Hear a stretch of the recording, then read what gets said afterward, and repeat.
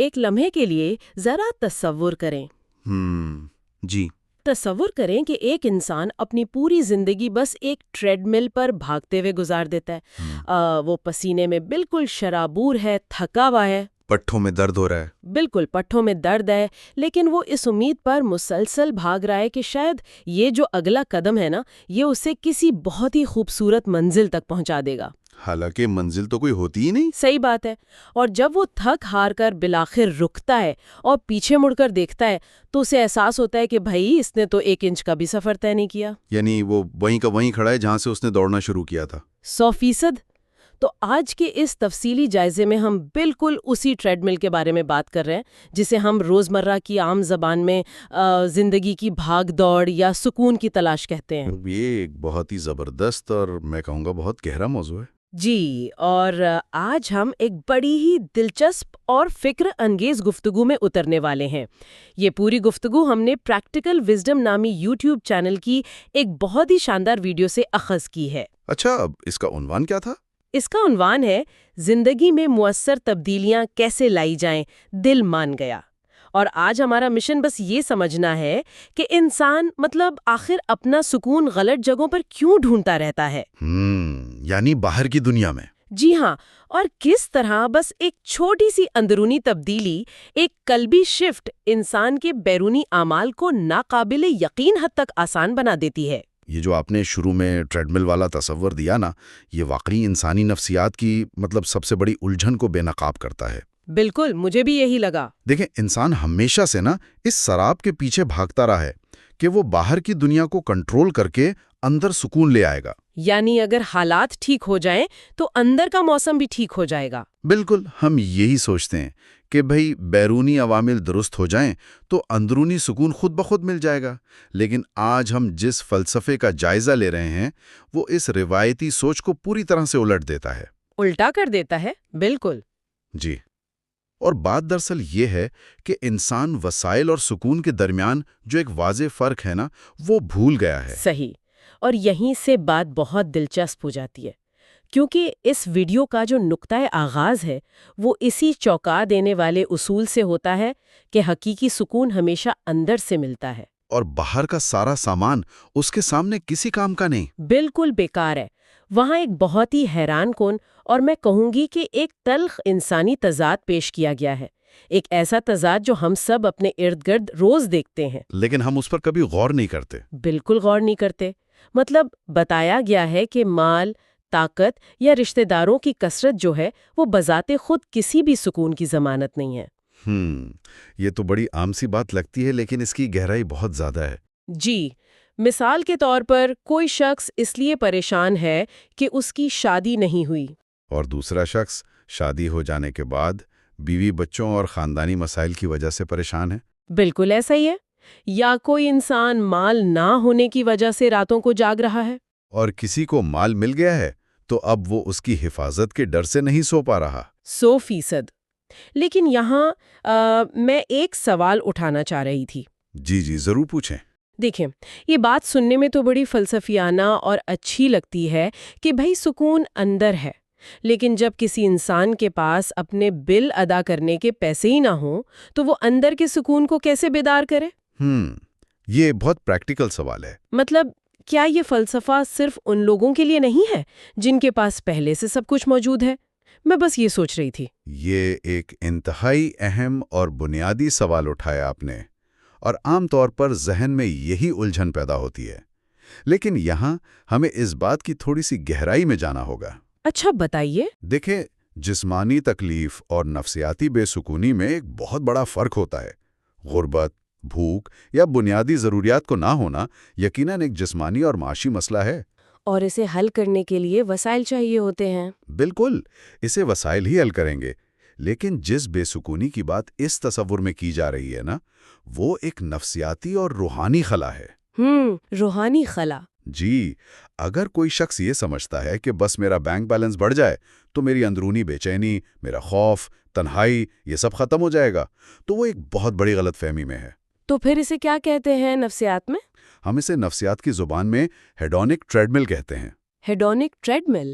اچھا۔ جی، ہوتا یہ ہے کہ جب ایک انسان کو کوئی نئی چیز ملتی ہے نا، فرض کریں نئی گاڑی، نیا گھر یا کوئی پروموشن، تو اس کی خوشی کا گراف ایک دم اوپر چلا جاتا ہے۔ بالکل ایک وقتی خوشی کا ابھار آتا ہے، لیکن کچھ ہی عرصے بعد وہ اس نئی سطح کا بھی عادی ہو جاتا ہے۔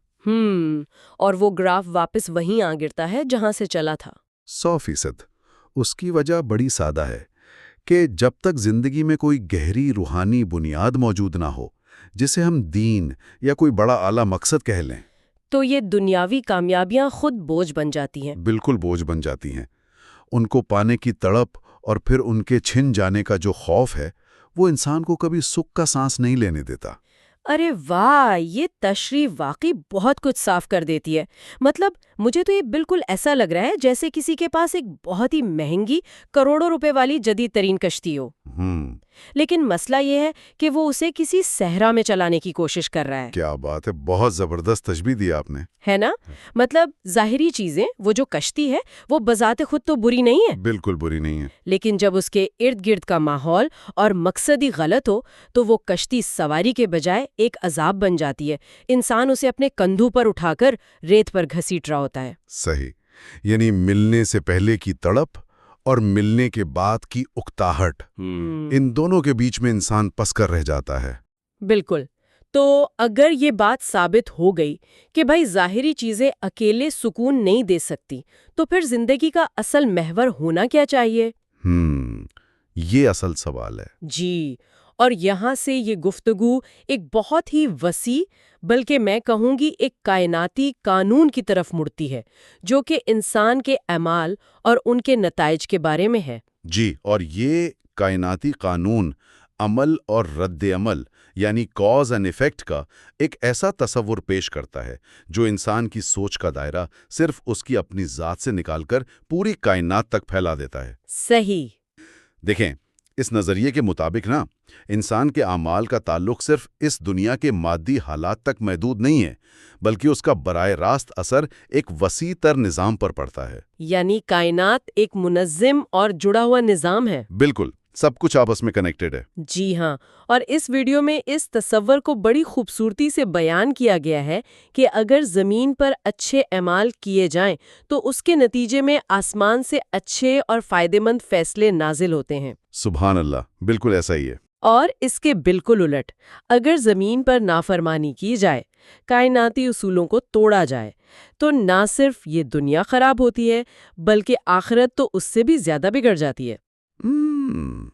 اصول بہت سیدھا سا ہے کہ جو بوئیں گے بھائی وہی کاٹیں گے۔ 100%۔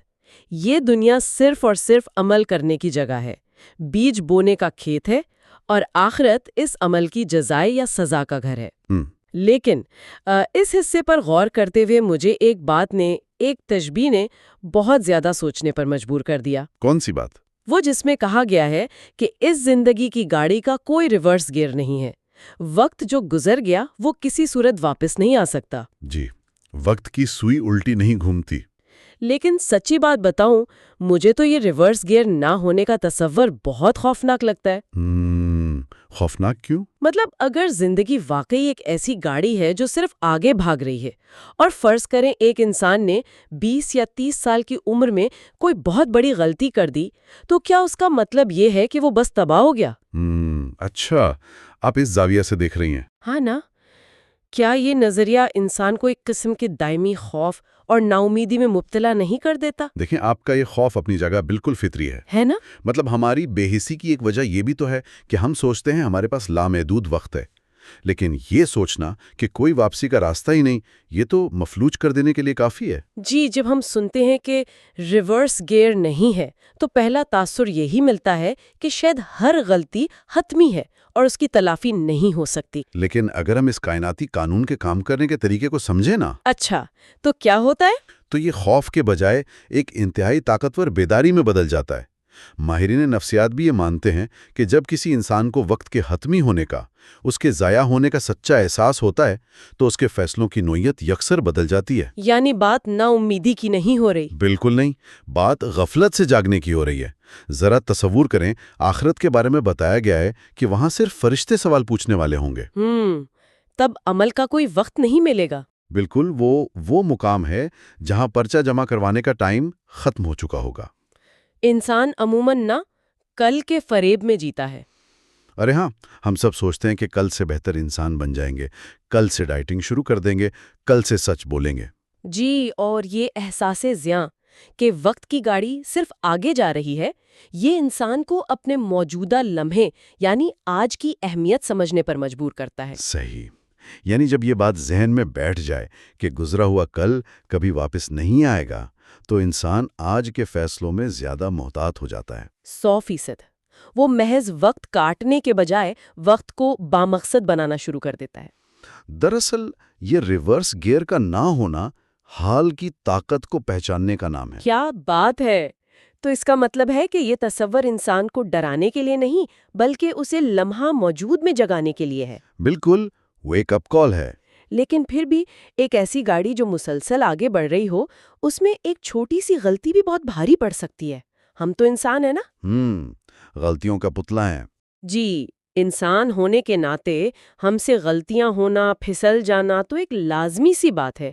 تو اگر واقعی کوئی ریورس گیئر نہیں ہے اور کوئی بڑی لغزش ہو جائے تو کیا وہیں سب ختم؟ نہیں، ایسا بالکل نہیں ہے۔ تو کیا وہ داغ ہمیشہ کے لیے روح پر لگ جاتا ہے؟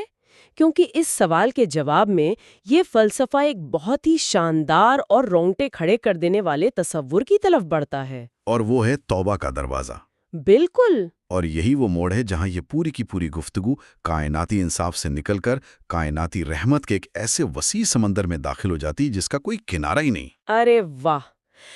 جی، یہاں یہ واضح کر دیا جاتا ہے کہ نا امیدی کی، ڈسپیئر کی تو کوئی گنجائش ہی سرے سے موجود ہی نہیں ہے۔ سچی بات ہے، یہ بات تو انسان کو اندر تک خاموش کر دیتی ہے۔ بتایا گیا ہے کہ موت کا فرشتہ سامنے آنے تک یعنی زندگی کی سانسوں کے بالکل آخری لمحے تک توبہ کا دروازہ سب کے لیے کھلا ہے۔ ہر ایک کے لیے کھلا ہے۔ لیکن یہاں جس چیز نے مجھے سب سے زیادہ حیران کیا نا، وہ صرف معافی کا مل جانا نہیں تھا۔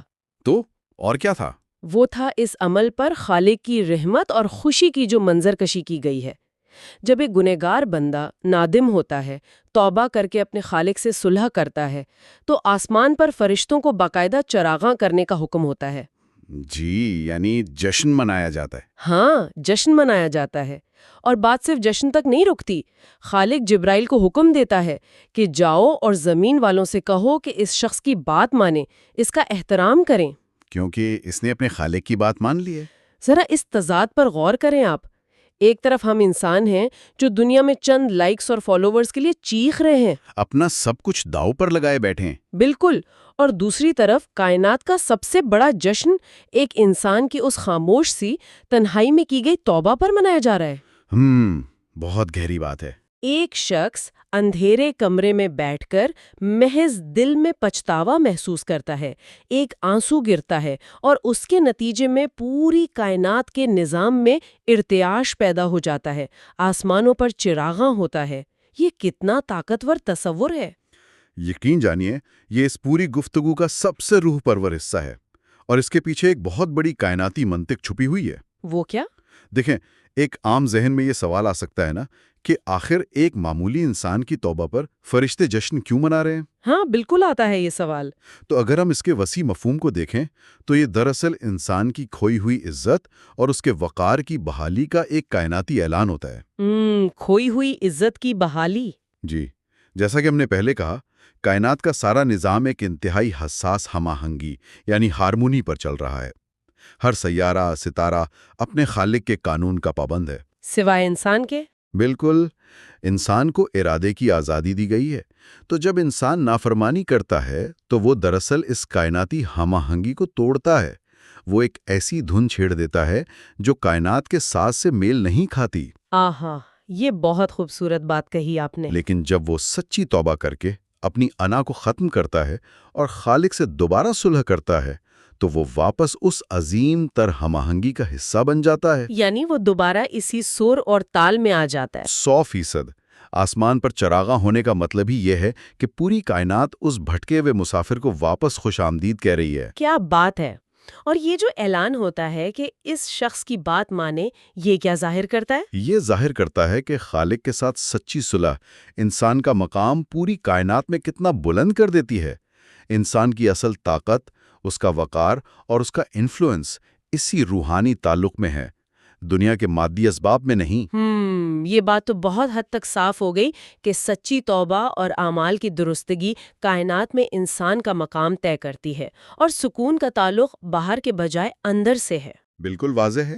لیکن، اور یہ ایک بہت بڑا لیکن ہے، اچھا، فرمائیے۔ پریکٹیکل لائف میں جب صبح صبح الارم بجتا ہے اور انسان کو دنیا کی تلخ حقیقتوں کا سامنا ہوتا ہے تو یہ سب اتنا آسان نہیں لگتا بھائی۔ یہ بات بھی سچ ہے۔ روزمرہ کی بھاگ دوڑ، دفتر کی سیاست، مہنگائی، یہ دنیاوی کشش انسان کو بار بار اسی ٹریڈ مل پر کھینچ لاتی ہے۔ بالکل کھینچ لاتی ہے۔ تو پھر سوال یہ پیدا ہوتا ہے کہ ہم سب جانتے ہیں ہمیں جھوٹ نہیں بولنا چاہیے، غصہ نہیں کرنا چاہیے، ایماندار ہونا چاہیے، لیکن لوگ پھر بھی کرتے ہیں۔ یہ صرف جان لینا کافی کیوں نہیں ہے؟ یہ توبہ اور عمل کی درستگی ایک عام انسان کے لیے واقعی آسان کیسے ہو سکتی ہے؟ یہ بہت پریکٹیکل سوال ہے۔ جی، اور اس ناممکن سی لگنے والی بات کا جو حتمی جواب ویڈیو میں دیا گیا وہ انسان کے دل میں چھپا ہے۔ آپ نے بالکل صحیح نشاندہی کی ہے۔ صرف معلومات کا ہونا یا دماغی طور پر کسی بات کو مان لینا کافی نہیں ہوتا۔ بالکل۔ یہیں سے ہم ظاہری اعمال اور دماغ کی معلومات سے نکل کر انسان کی اندرونی دنیا، اس کے دل میں داخل ہوتے ہیں، جو دراصل تبدیلی کا اصل اور واحد مرکز ہے۔ جی ہاں، اس تصور کے مطابق ہماری تمام ظاہری زندگی اور اعمال کا دار و مدار دل کی حالت پر ہے۔ اگر دل ٹھیک ہو جائے تو سارے اعمال خود بخود ٹھیک ہو جاتے ہیں۔ اور یہی وجہ ہے کہ تاریخ میں تمام نبیوں اور مفکرین نے انسان کے جسم، لباس یا ظاہری قوانین پر نہیں بلکہ ان کے دلوں پر محنت کی۔ بالکل صحیح۔ اور اس پورے نظریے کا نچوڑ اس ایک خوبصورت سے جملے میں ہے، دل مان گیا، عمل کرنا آسان ہے۔ کیا بات ہے، بالکل۔ مجھے تو یہ دل اور عمل کا معاملہ آج کی جدید ٹیکنالوجی کی طرح لگتا ہے۔ وہ کیسے؟ فرض کریں کسی کے پاس ایک سمارٹ فون ہے اور اس پر جو ایپس ہیں وہ بار بار کریش ہو رہی ہیں یا ہینگ ہو رہی ہیں۔